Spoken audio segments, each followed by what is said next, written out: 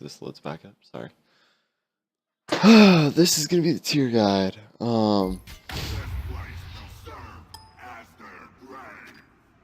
Yeah. So I like his new skin. Anyway. um, right now, tier's not in a great spot. I'll be honest.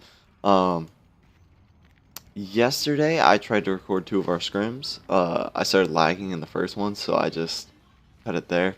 We kind of stomped both of them anyway. Not like it mattered. I played Vamana the first game, got soloed within the next 2 minutes, and that was like the only death I had for the rest of the game. Turned into a raid boss like Vamana does, and then we just kind of stomped. The second game, they banned a lot of fucking solo laners.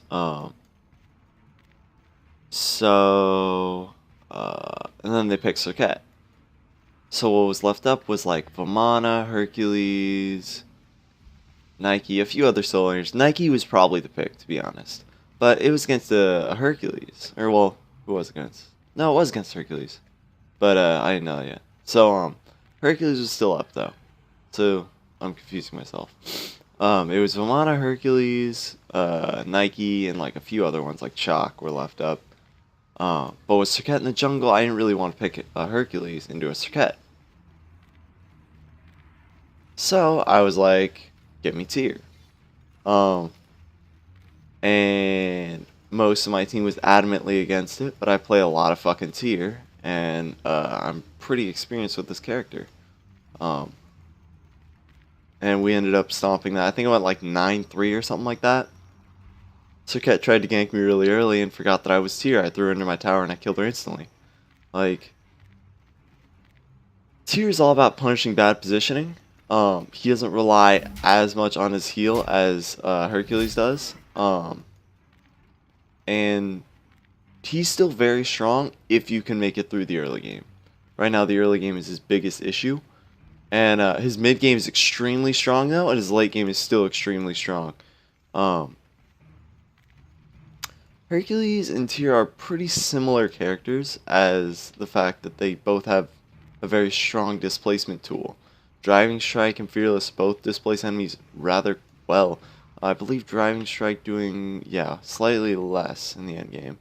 Because this does 240 twice, meaning it's 480. Driving Strike does like 395. This is again without scaling anyway, but you know, they both bring very strong displacement tools, but Tyr's endgame is I wouldn't exactly say better, but it's definitely a lot safer. You know, his ultimate giving him a very long, escape, as well as him being able to switch stances and dash twice. Whereas Hercules, he really only has one dash, and he wants to use it very aggressively, otherwise that's most of his damage gone. And Hercules' ultimate, the Boulder, does bring a lot of damage in teamfights, but isn't the easiest to hit on, people who know it's coming, I guess. Anyway, on to tier. You're going to start Bluestone, because that's what you do. Whoops. And I would recommend either the Ellie start or start at your blue. Again, you're going to want to play pretty passive pretty early. But if you can hit level 2, you'll be in a better position. You won't exactly have the advantage in lane, but you'll be in at least a better position, right? So, if you are able to start at the Ellies, right, you should hit level 2 by the next wave. You should have Power Cleave, by the way. Because this will allow you to kill the Ellies with one auto attack. And this will as well, but Oh. You're going to end up taking this wave under tower, because again, he will have pushed this already, and you will be at the Ellies, alright?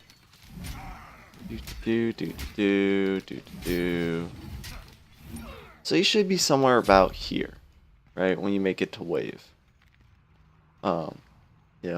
You'll be coming out of your tower, and the next wave will be coming, right? Now, you're going to want to actually use a lot on this wave, right? Because if he pushes your creeps back, you have to then switch stances and power cleave and then kill these as quick as possible. Because otherwise you're going to take a lot of damage from these. A lot more than you want. I would definitely recommend putting another level in power cleave here. Now that you really don't need the switch stance thing, I would say level this second to last. And I'll explain in a little bit.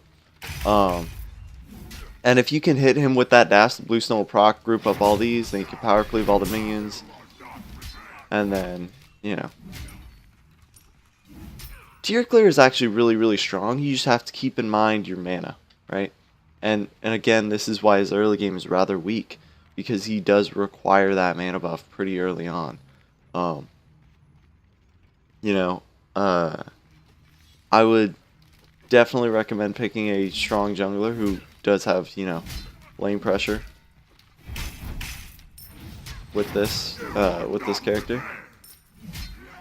But you can get your mana buff pretty easily on your own. Again, I'd put another point into the 1 here. Now, this is actually going to give you a lot more damage a lot earlier. Okay, so some people would say, oh yeah, just level this, or at least it used to be level this, because you wasn't able to switch stances before. But putting another level in this ups this by 50, meaning it actually ups it by 100, because this hits twice, right? So this is 100 extra damage you're getting on this, and your power cleave is swinging for like 115. And again, remember, you can still switch stances, do another 90 with this, and do another, you know, 115 with this, right? Tier has a lot of fucking damage, and he still has a good amount of healing. Again, I think they took off about 105 off of this, because I think they only took off 1. So you still heal for like 315, which is pretty good. You know, it's no 420, but it's 315. It's not bad. Yeah. Again, just keep an eye on your mana bar. You know, don't use it all up too quickly. Now at level 5, if you notice there, I put a point into my power cleave. Unless you're being pressured over here, or in a position where you need the CC immunity in your ult, like if you're going against maybe an Amma who's playing rather aggressive and knows what they're doing. Once Amma hits level 5, she actually does have a good amount of kill potential, you know. Yeah. So using your CC immunity might be needed there. Also, if the jungler is pressuring you a lot, you might need this. But if not, I would say put another point in your power cleave. Again, more healing and more damage on this, which is really, really good. But you're really looking for the healing. Another thing with tiers, you're gonna want to pressure anybody who wants to stand here. Wait for him. Don't just walk up to the wave and just like blah blah blah. I'm tier blah. Yeah. And at this point, I would usually say get the point in the ult. Again, if you really feel like you don't need it, again, you can still use this to chase down kills and to make an impact if you rotate. So I would usually pick it up at 6. But yeah. I would say most of the time if you have full health, you're going to want to be in the damage stance. And then if you're going against a Wukong or a I don't know, who else? If you're going against a Wukong or literally anybody who wants to stand in front of the wave, you just wait for them to walk up and then you throw them, power cleave them, and then all the creeps will aggro onto you, so you might want to switch stances and power cleave to heal it all up. And I'll talk about a few more tips about tier, because there's a lot to tier that I want to shove into this video. So it's going to go a little bit beyond leveling and other things, because there's a few mechanics of this character that not everybody knows. Although this character's been out for a while, so you probably should know a lot about this character. So, right, I'll fast forward a little bit here. You're going to get power boots, always. Never go attack speed tier. Never buy frostbound on tier. It's not a good item for him. With how slow his attack chain is, it's really not worth it. Like, it's just not good. Also, Breastplate of Valor. This is the one time I say that this is actually what you have to do Like, some people really like this Gladiator Shield thing. It's really not that great. It only triggers once per ability, and, you know, you already have some healing in your kit. Or, with Power Cleave, you already have a fair amount of healing in your kit. You don't want to add more healing into it. Because this is just going to be reduced by the amount of, uh, anti-heal they're going to buy. So there's not really a reason to pick this up. Also, you really need the mana and MP5 that this gives. Tyr is, again, one of the most mana-hungry solo laners in the entire game. And yes, the buff to this, where it's going to be reduced down to only 50, is going to be really helpful. But, still, you're going to end up using it twice. Because a lot of times, oops, sorry. So you're going to put a point here, then here, by the way. A lot of times you're doing, that, switch stance, that. Usually the other way around for the second stance, but whatever. It depends on the situation and what's happening and all that. But yeah, I would definitely say Breastplate of Valor is probably your only option. You really don't want Mystical Mail. It doesn't give you, doesn't give you the things you want. Like, you're not going to have early pressure, so there's really not a reason to get Mystical Mail. Like, you can have early pressure if you play the lane correctly, yes. But you do have to play safe, up to level 3, I would say, at least. Spirit Robe's really good. More cooldowns. Anytime you're CC'd, it's going to give you damage mitigation. I would say that this is probably the best item in the entire game. 40 protections of each, 10% cooldown reduction, 20% CCR, which is one of the most important stats in the game, most underrated stats in the game, really. And you get 15% damage mitigation for 3 seconds, right? And most of the damage you're getting hit by is after you're CC'd, meaning Athena taunts, and I'm taunted into a raw ult. Well, I'm taking 15% damage mitigation into that raw ult. So, and, if you look at the actual chart, I could post it down in the description if you want. There's the whole Word of Thoth thing that has all of the stats and everything about the game. The extra 20 protections here is not really going to be worth the extra 15% damage mitigation I'm going to get off of this, because of how much protections I'm going to end with anyway. I would say Mazmune is really good on him. More power for his Fearless and Power Cleave, right? Meaning more damage in the fights. You get more health, more protections, and more movement speed. This allows you to really get around the enemy and position into a better place so that you can Fearless them the way you want to go, sort of thing.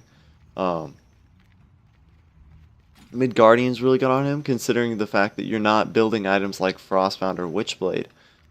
It could be really good that, if they shoot you, then, this has, it's gonna slow them, reduce their movement speed and attack speed, and it also gives a large amount of health and physical protection. Well, not physical protection, but a large amount of health. Also, you could go into other items like Emperor's Armor if you need to, or you could go into Hide Enemy in Line if they're really messing you up that bad. It's kind of situational, depending on what's happening in the game. But I would usually go Midgardian, is really strong. And then last item, situational. Usually they'll have a good amount of healing and magical on their team, so going Pestilence would not really be that bad of an item. Also, I meant to touch on this earlier with the CCR, right? This is 20% reduced on the crowd control that I'm getting hit with. However, most crowd controls, so it's stuns, taunts, fears, intoxicates, and mesmerize cannot affect Tyr longer than 1 second. That's extremely strong. Characters like Kumba have, I think it's a 3 point something mez. Tyr's only effective for a second, meaning I can come out of that mez before my team does, or I can come out of that stun before my team does, and then I can force the enemy into bad position, pushing them away, and perhaps getting my team out, or forcing a kill for our team, So, Tyr's a pretty strong character on his passive alone. And again, that 1 second is also going to get knocked off by 20%, meaning it's actually going to be like 0.8 seconds, right? And the CCR cap is at 40% as well. So if I did pick up something, like if I need the pestilence, if I picked up something like a wing blade, right? Or you could get the wing blade instead of the Mazmune, also giving you more health and movement speed. I like the Mazmune better because it gives more power, and also it gives 7 protections for everybody I'm near.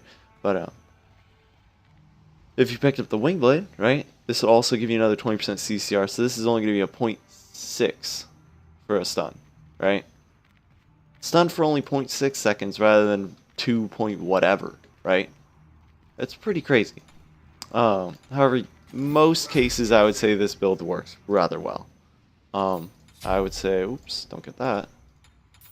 This is almost always what you want to go because you don't want to lose farm, and you're not really going to have a whole lot of pressure early again, unless you play the lane really, really correctly. Yoink. And again, you're leveling Power Cleave, as well as Fearless, but you know, most of the times, after you get Breastplate anyway, you can group up the creeps. Again, don't play like an idiot. Don't stand next to Tears, or don't stand next to Herc's tower if he's just going to shove you into it, you know. So if you Power Cleave, switch stance Power Cleave, it'll usually clear those. When this is, I think, level 3, I want to say? I don't know. I haven't played a whole lot of tier this season, but I've played enough. You know, I've played plenty of tier before. Anyway, so most of the time you're gonna want to sit in the power stance. Again, you're gonna want to max Fearless, or you're gonna want to max Power Cleave and Fearless whenever you can. Get 1 point your ult at like level 5, level 6, and then max your 3. Again, this gives you more power, right, in your power stance, and it also gives you more defense in your defense stance. The ult, really all this does is increase the damage. It's pretty big AoE, but most of the time you're not really using this for the slow, or you're not really using it for the damage. You're mainly using it for the repositioning, right? The fact that, you know, I can be, oh, I don't care, on this side of the wall or whatever, and I can just ult over, Fearless him into a corner, and, you know, peel for my team, or push him into a bad position, or whatever, right? Also, kind of goes along with that, Blink is a really strong relic with tier. Also, you could go into something other like Horrific Emblem to slow them if you really can't hit your Fearless for some reason. But yeah.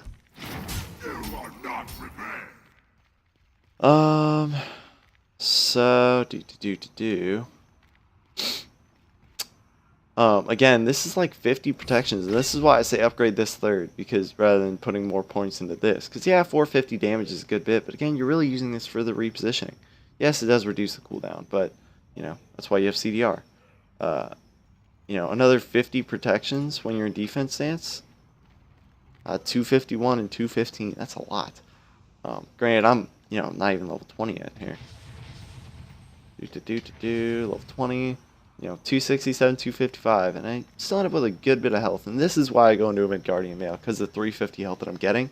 Tier has a lot more protections built in rather than health. Health tends to be his weaker point. And you don't want really as much health as you do on other warriors, because you want to utilize this heal as much as possible. This is only going to heal for 350. So, you know, when you're healing that flat amount, whereas Hercules wants more health. Hercules wants closer to like 3,000, 3,000 something, you know, because he's getting a percentage of health back from, you know, the amount of damage he took, right? Whereas Tyr, he's only healing a flat amount. He's only healing for 315. So he only wants, like, he wants a lower health pool. Like, I'd say, you know, 27 is probably about the most you'd want. So, you know, giving up this item for, darn, something like this wouldn't be that bad of an idea. Again, you want to be careful for how low you dip your health pool.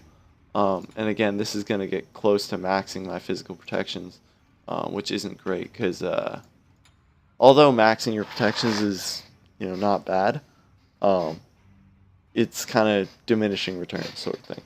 Um, so I usually like to go for more of a Midgardian male. Now, as far as in lane, right? Pretty much don't let anybody get between you and your tower. If they walk between you and your tower, you should throw them into it. If they want to go between you and your tower, like if a Bellona, and this is why Tyr was so strong against Bellona, and why Herc is so not strong against Bellona. I don't know if I've mentioned this before, but I feel like it's important that I do now. Bellona really prides herself on, I swing, hit you and the entire wave, and then slam down on your archers. Well, if you're slamming down on my archers, if you're trying to slam down on my archers, I can throw you into my tower, power cleave, switch stance, and dash and power cleave you again. You know, you're going to take a shitload of damage and at least, you know, a shot, maybe two from my tower, depending on if I play it correctly and body block you in the right way. Now, if the Bellona is smart, she'll try and stand more off to the side. Don't stand in front of the wave with Bellona because you'll just get fearless back into your own creeps. You're going to want to stand more to the side, hit the front wings, and then Tyr will probably end up hitting you like this. It's still not great for Bellona because Tyr's still going to go like that into you. Hit most likely the, god damn it, shut up Tyr. He'll hit like the front minions and you into this wall. Again, you have to pay attention if you're Tyr. Don't do this at fucking level 2 because like those archers will fucking shit on your life. But you know, if you're in the right position and, you know, so what he'll do is he'll probably fearless like this way, hitting you in your bludgeon and those front minions, and then he'll power cleave you and try and hit the archers if you can, right? And then he'll switch stances and he'll, you know, power cleave and yada yada yada, because he'll take a good amount of poke from those archers. But you'll have done no damage to his minions, you know, and he'll have full cleared the fucking wave, right? And that's one of the strongest things about Tyr, is he can use his fearless and his power cleave on you, and then he can still go back to the wave, dash through it, and power cleave, and then the wave's cleared, right? Whereas Hercules, if he wants to use his driving strike or his, you know, pull on the Bellona, then he's sacrificing his clear. Now, yes, if Bellona still goes back into Hercules' creeps, he's still going to driving strike you into his tower and fucking hit you in the face. And then if you try and walk in a straight line away, he'll pull you back in. That's pretty obvious. But, you know, Tyr still has the ability to clear after he uses his fearless sort of thing. And that's why Tyr is much stronger against Bellona than Hercules. Now, as far as in-game mechanics go, right? There are a few things to know about fearless, right? Like, and this is why I say you're going to want to... It depends on the situation, right? Sometimes you want to fearless into the power cleave and in blue stance. And sometimes you want to power cleave into the fearless. Again, it depends on your health pool. If you're getting really low, sometimes you need the fearless right now. You need the heal. And if you're just trying to get away and just put off your damage, then like it's best to just boom, boom, and you're out, right? But if you are trying to stay in the fight, it's best to hold the power cleave here and use the fearless first, because you can cancel out the fearless with the power cleave, right? And I'm right next to him, so you know, and again, I didn't do this correctly before because I'm an idiot, but you can actually auto attack cancel this, so you can auto cleave, auto fearless sort of thing. It's a little bit slow because its auto chain kind of sucks, but it's not the worst idea. I mean, you will put off more damage, but yeah, as far as that goes, it'll keep you in the fight. You'll still get the heal, and it'll make sure that your dash doesn't go too far, right? You know, and again, this works in both stances, right? So people who are kind of still getting used to Tyr will kind of be fucking idiots, and they'll do something like this, you know. And to be honest, it's not the worst idea, because if somebody does, well, it's not the worst idea. That's dumb. it's them still learning the character for one, but I don't see it as much anymore because people like kind of know this character. But if somebody does beads your fearless like they should, or if they have a Magi's or fuck, what's that item? Sonagai? Yeah. God damn it. I didn't even get to find it. I already remember the name. Yeah, Sonagai. Because this will actually cancel out your fearless as well. Or if you're playing against a Terra and for some reason you really need to kill that Terra because she's like the last person alive or whatever, right? And you can't knock them up with your fearless, or if it's a Guan, or who cares, right? Whatever. They're not knocked up by your fearless, right? You can still turn around, hit them with this damage, and you'll still get this one hit off, right? Because you don't want to just fearless right by them and then they get away, right? This will help you stick to them easier, and you'll still get a good amount of damage off, right? So it is pretty important to know that the fearless is canceled out by the power cleave, right?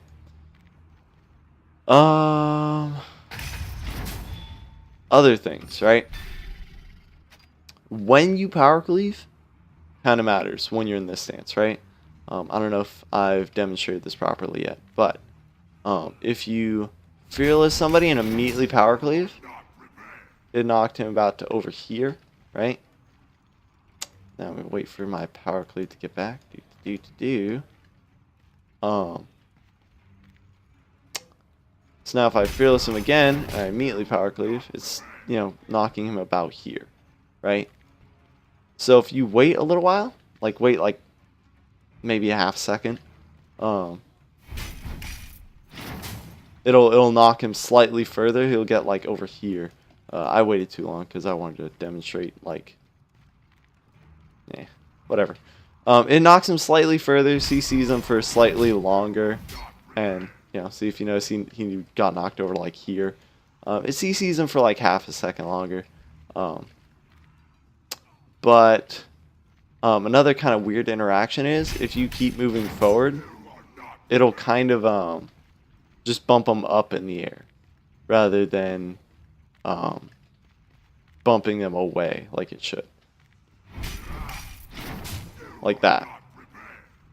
So you can kind of actually move underneath them, and you can actually fearless them and cleave them backwards, which is a little bit weird. Oh, rip. But yeah, so this character still has a lot of potential. A lot of people just forgot about him. He still does a shitload of damage, especially now that the fact that he doesn't need to put a level into his switch stance until like, fuck, I don't even know what level. It's got to be like level, like after he finishes this and this, then he can, you know, then he really wants to put a level in this, right? Because you want to have this doing as much damage as quick as possible, and you want to have the heal finished as quick as possible. So level this first, then this, then this, then this, right?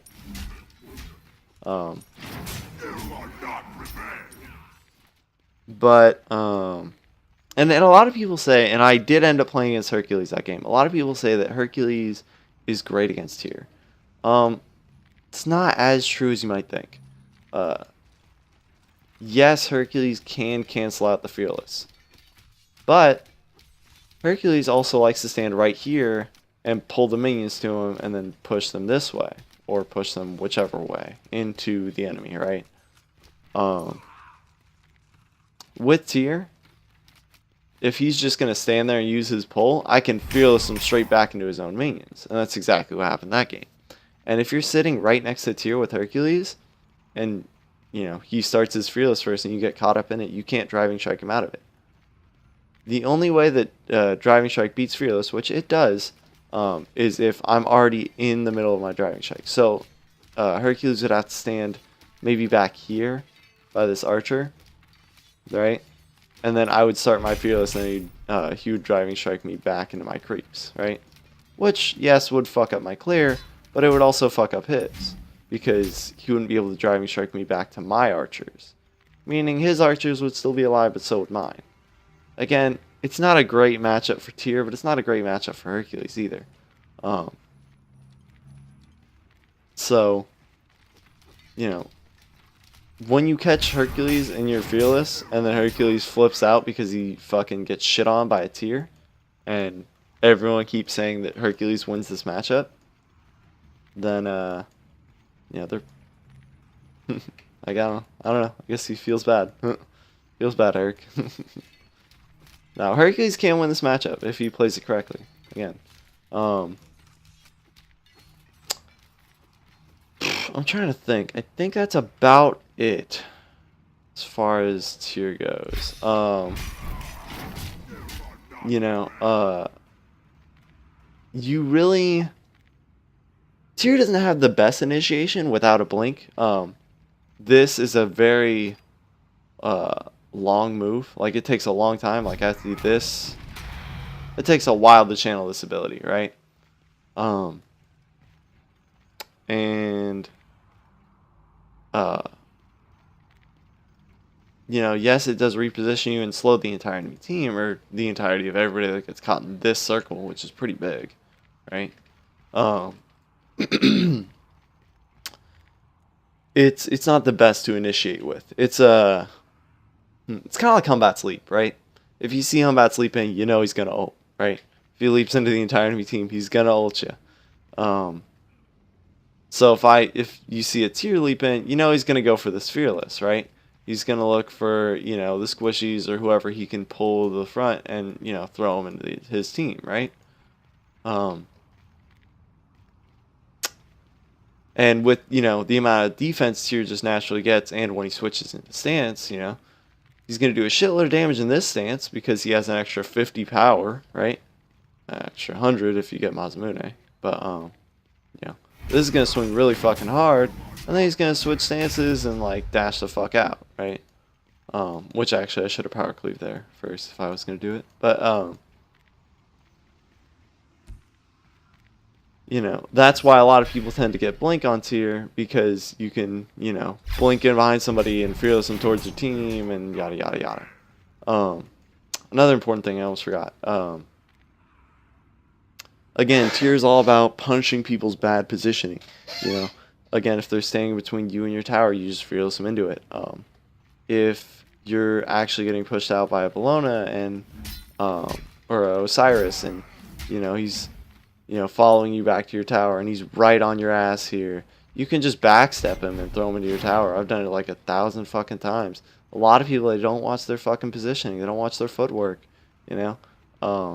And the fact that you can just be running in a straight line for so long and then just backstep for like a second, throw them into your tower, it completely changes the fight, because then they're taking a shitload of damage from that tower, because usually, you know, towers do a bitchload of damage to people who are like level 3, you know? They're gonna get absolutely bodied by that tower, and with how far the power cleave throws them, you know, they're gonna get dominated by that tower, right?